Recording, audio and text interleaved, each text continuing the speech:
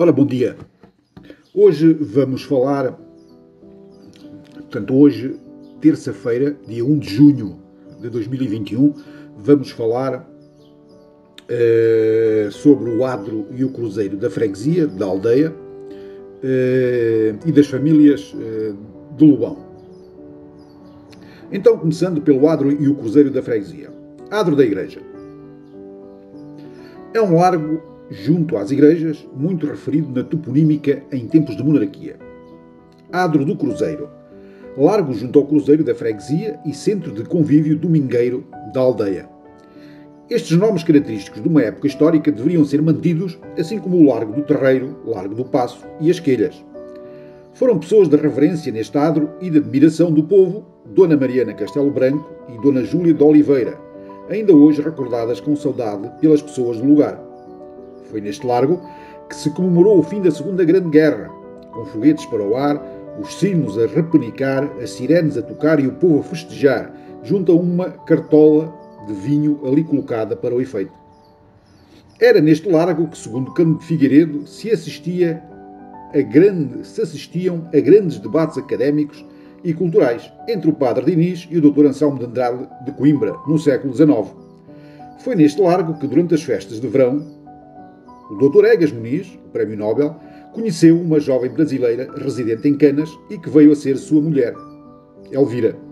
Portanto, agora sou eu que faço aqui um à parte.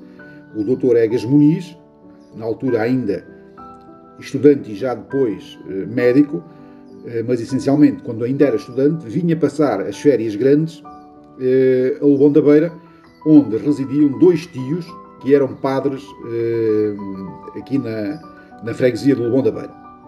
Portanto, e foi numa dessas férias que conheceu a sua futura esposa, Dona Elvira, que vieram depois a casar na igreja de Canas de Santa Maria, de onde ela era residente. Filha de, segundo julgo saber, e espero não estar errado, filha de imigrantes no Brasil.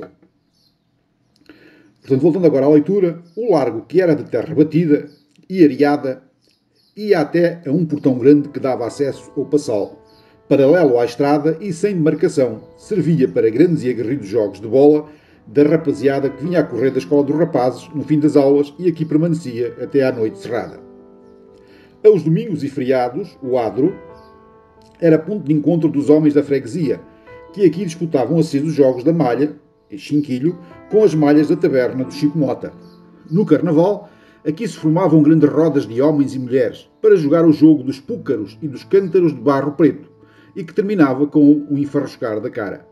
Na casa do adro, conhecida pela casa da Dona Mariana, era afixado em todos os anos, em quarta-feira de cinzas, o cartaz dos compadres. Mais aqui uma...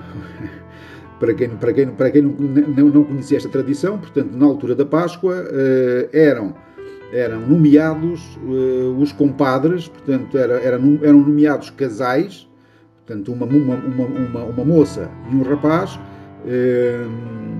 pronto, e que eram nomeados compadres, que depois teriam que trocar prendas, normalmente eram as amêndoas, na Páscoa, e muitas vezes daqui resultaram alguns namoros e até alguns casamentos. Foi uma tradição que se perdeu, mas que se calhar até não era muito difícil de recuperar e tem o seu quê de tradição, que é importante, mas também muito, muito engraçado, o que também fazia com que as pessoas se aproximassem, nomeadamente as meninas e os rapazes, as moças e os rapazes, que muitas vezes, e nessas épocas, não podiam conviver muito de perto, e era uma forma de os aproximar. Voltando ao texto. Era ainda neste lugar do Cruzeiro que todos os anos se fazia a fogueira de Natal. A rapaziada ia recolher grandes troncos de raízes de pinheiros ao pinhal da Dona Maria do Terreiro ou a olivais onde tivesse havido corte de oliveiras e os transportavam em carros de bois e por eles puxados. Iam furtar feixes de vides ou passal e, por vezes, os bebedouros do gado escavados em troncos de árvores pertencentes aos Paulos e à Rafaela do Alcoce. Se por perto havia cancelas do gado ou portas, nada escapava, o que dava bronca. A fogueira do Natal mantinha-se acesa até aos Reis. Ali se aqueciam as pessoas que iam para a Missa do Galo, ali se aqueciam os cantadores de janeiras e ali se confraternizava alegremente até altas horas da madrugada.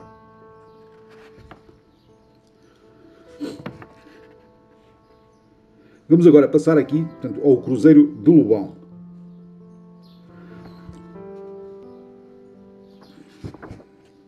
Portanto, o Cruzeiro de Lobão, cuja data de construção se desconhece, mas que deve ser anterior às obras da Igreja, de 1820, talvez no século XVII, época em que estava na moda aquela cruz de base oval. O cruzeiro deu nome ao largo e onde existe também a Casa do Adro, outro nome a perpetuar.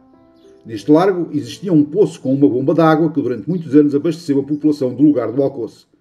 O Cruzeiro do Adro, também vou fazer aqui uma informação, vou aqui acrescentar uma informação que Francisco de Gouveia não refere, que é a seguinte: esta bomba que havia no Adro, e eu ainda me lembro dela, de facto abastecia a população do Alcoce. Embora houvesse uma outra fonte, ao fundo do Alcoce, também, que abastecia essa população. Portanto, essa outra fonte foi desmantelada, o que foi pena, de facto, porque estas coisas devem preservar-se, é a minha opinião, e acho que não é muito difícil de entender, mas pronto, para referir que de facto havia essa bomba, não é? Havia essa bomba e esse poço no largo, portanto no largo, no Adro, no largo, hoje o largo Cândido de Figueiredo, mas também havia uma outra bomba ao fundo, ao pé dos Laranjais, ao pé da casa onde nasceu o Cândido de Figueiredo, havia de facto também aí um poço e uma bomba. Bom, voltando aqui ao texto, o cruzeiro deu nome ao largo e onde existe também a Casa do Adro, outro nome a perpetuar. Neste largo existia um poço com uma bomba d'água que durante muitos anos abasteceu a população do lugar do Alcoce. O Cruzeiro do Adro, todo ele em granito, de cantaria, é formado por 4 degraus redondos sobre os quais assenta um bloco retangular. Em cima deste bloco há uma coluna redonda na parte cimeira, frisada, e que termina com um patamar quadrado. Em cima deste patamar assenta uma cruz de base oval. Os cruzeiros e bem assim os pelourinhos eram marcos históricos e de importância das freguesias. Era tradição a procissão dos Ramos dar uma volta ao cruzeiro e ao Alcoce. Pronto, agora vamos aqui no livro também consta um poema do poeta popular Horácio da Silva Antunes, meu grande amigo, e que Deus o tenha. Portanto, e vou aqui, foi um poema escrito em 1983 e que tem por título O Cruzeiro de Lobão. E diz assim: O cruzeiro da freguesia, símbolo do meu Salvador, onde passou a agonia e morreu por nosso amor. Tem a forma redondinha, está assente no chão. Vão ali muitas alminhas ver passar a procissão. Os teus degraus são cadeiras onde se vem descansar, e nas tardes domingueiras junto nelas se vão sentar, com uma cruz lá no ar, trabalhada em cantaria, que nos faz orgulhar o brio da freguesia. Para ver algo de novo, todos vão ao cruzeiro, pois é o centro do povo do Lobão hospitaleiro. E o significado seu como um vivo cenário, e a cruz onde morreu o meu Senhor do Calvário. Muito bonito este poema. Vamos agora aqui falar também tudo nesta zona, portanto tem tudo a ver aqui, são todas zonas muito próximas, portanto aqui o Cruzeiro de Lobão, o Largo, vamos agora falar do Coreto do Adro. Nas proximidades do Cruzeiro foi construído um coreto em cimento de forma pentagonal e de teto de zinco. Tinha gradeamento de ferro e uma arrecadação térrea. Foi mandado construir pela Junta de Freguesia de Lobão em 1935, por sinal, uma junta muito ativa e a quem se devem muitos melhoramentos. O moleiro Galinhas, vindo dos moinhos da regadia, amarrava o seu burro ao gradeamento do coreto, carregado de taleigas de farinha, enquanto visitava as suas freguesas do Alcoce e cobrava a maquia. O coitado do burro, sempre que via as pernas das raparigas, no seu movimento de tirar água da bomba do poço, ficava excitado, urrava estrondosamente, ao mesmo tempo que exibia o seu mastro rasteiro até ao chão.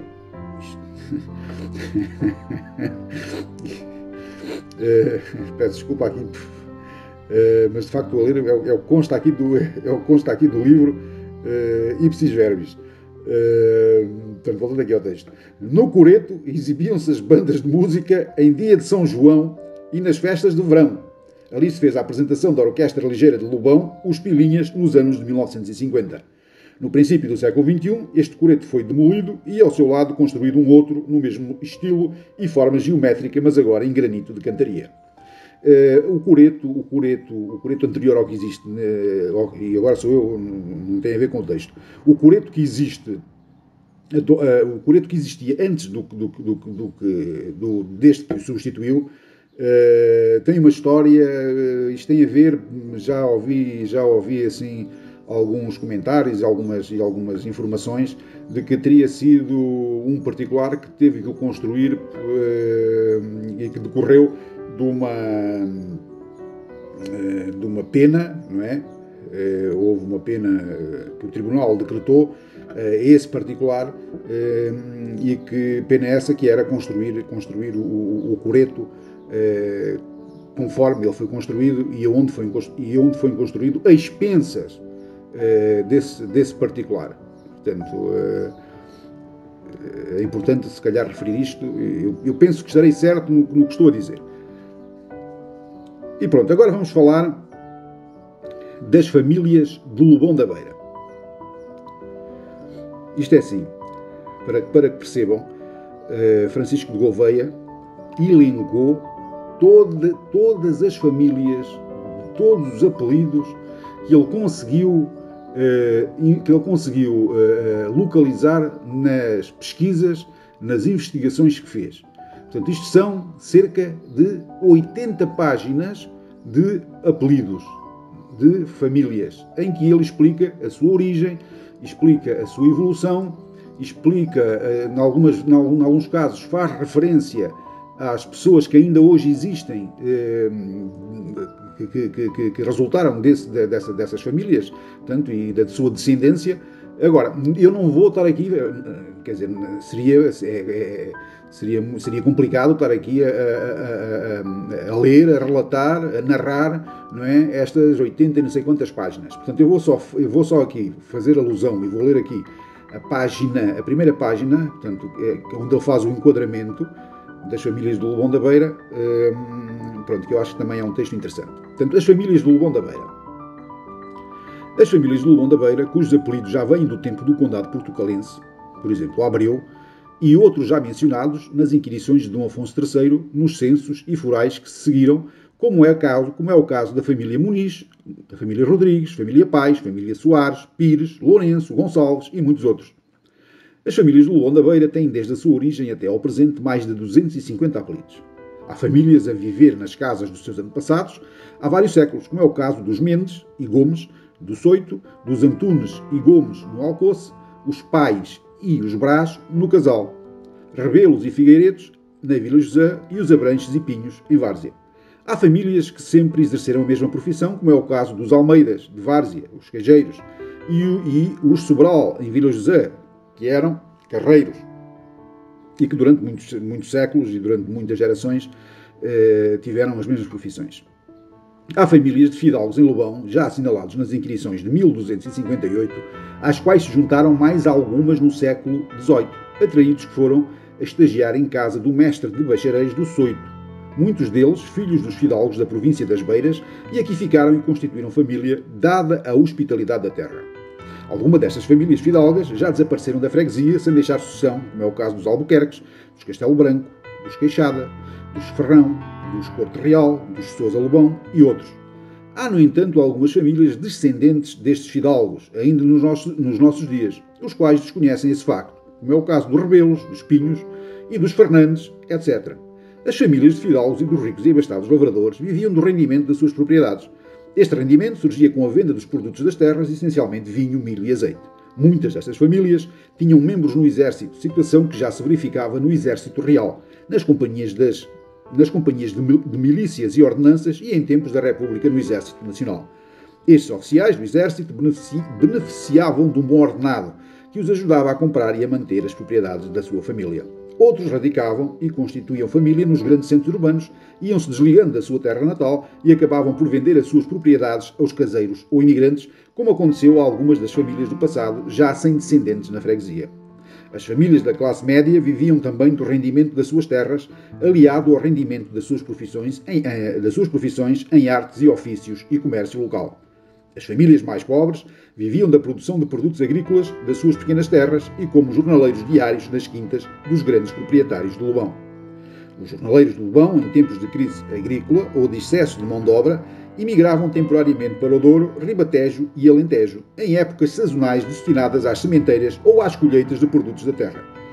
Havia outra alternativa, agentes de Lobão, de todas as classes sociais, que era a imigração para outros países e para as colónias. Embora para as colónias não se pode considerar imigração. Para as colónias, pronto, as colónias eram consideradas território nacional. Portanto, não é correto falarmos aqui em imigração para as colónias. Lobão da Beira foi desde sempre terra de imigrantes. Os imigrantes de sucesso regressavam às origens, onde compravam as propriedades dos antigos senhores. Lobão da Beira tem no seu passado grandes personalidades que se evidenciaram a nível nacional e internacional e contribuíram assim para a história da freguesia. E pronto, hoje chegamos ao fim. Voltaremos amanhã, em princípio, aqui com outros temas. Iremos falar, em princípio, sobre as pessoas mais importantes. E isto é sempre muito subjetivo. As pessoas importantes são todas, mas as pessoas que se destacaram mais na vida social, na vida política, na vida cultural, aqui da aldeia de Lobão da Beira.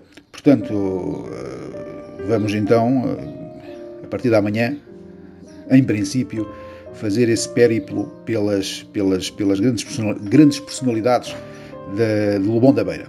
Pronto, fiquem bem. Muito obrigado por continuarem a escutar